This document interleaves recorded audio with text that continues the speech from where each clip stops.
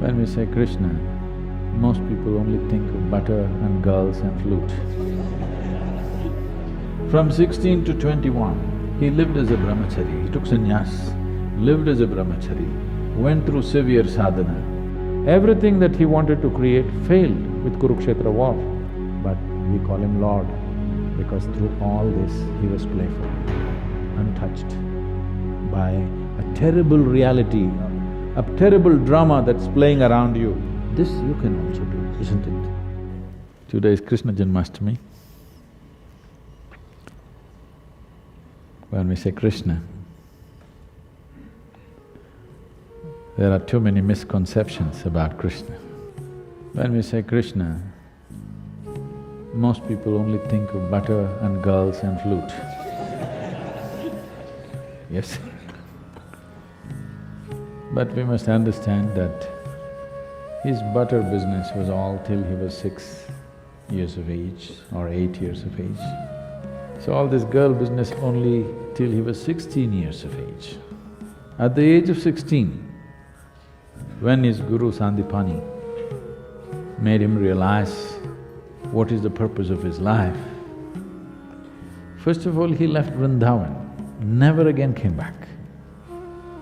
Never again came back to see any of his relatives or the girls or boys of his area. That was the end of it. At 16, he left. When he was leaving, today if we say Krishna, we say Radhe Krishna. Radhe comes ahead of Krishna because their love, their intimacy, their romance caught the imagination of a whole culture in the entire subcontinent in such a way that we don't say Krishna Radhe, we say Radhe Krishna. But at the age of 16, he saw her for the last time and never again saw her. And at the age of 16, when he was leaving, he said, I played this flute for you. Now I'm going and not coming back. So, as an offering to you, for the love that you are, I'm going to give this flute to you and never again play the flute again, and he never again played the flute. From then on it was Radha who played the flute. He never played flute after 16.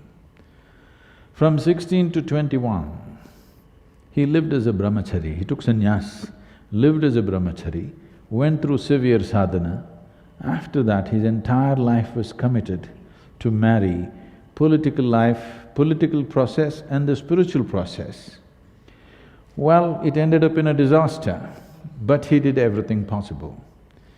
These things are never spoken of. In the northern plains of India,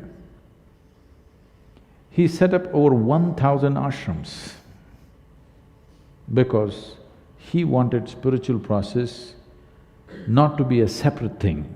He wanted spiritual process to be a part of life. As we live, as we brush our teeth in the morning, we meditate. He wanted to bring spiritual process not as a fringe thing, but as a mainstream life, particularly to the rulers of the country, of those many countries that India was at that time. His mission was to spiritualize the political process of the day. So obviously, those days, political process was not a democratic process. So he thought, the most important thing is, if the leadership gets it, then the benefit will naturally come to the people. People who handle other people's lives, for example, a king or a prime minister or a president of a country today, or even a CEO of a company because they have hundreds of thousands of people under them, once you have such a responsibility, then every thought that you generate, every emotion that you generate, every action that you perform impacts millions of people's lives. When you have such a responsibility, it's very important you are in a good state. What you think, what you feel must be coming from a certain inner space which will work for everybody's well-being. If I have a narrow view of life Every thought that I generate will damage people's lives. Every emotion that I have will damage people's life. Actions that I perform, and especially actions that I do not perform, which I'm supposed to perform, will cause immense damage to people's lives, isn't it? So he focused only on leadership. He wanted the kings of the day to turn spiritual. Unfortunately, it ended up in a disaster of Kurukshetra, a terrible war which wiped out, an entire generation of men, literally. But still we worship him. Everything that he wanted to create failed with Kurukshetra war. That's one thing he desperately tried to avoid, is that war. But the most terrible war happened, and even his own clan all fought among themselves and killed themselves. But we call him Lord, because through all this he was playful, untouched by a terrible reality, a terrible drama that's playing around you, but still untouched. So this we are saying, Lord. This you can also do, isn't it? Whether you are going to become the biggest success in the world or not is subject to many realities. But are you a successful human being?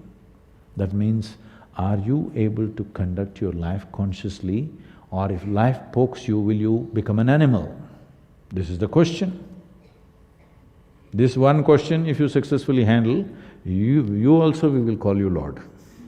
Yes?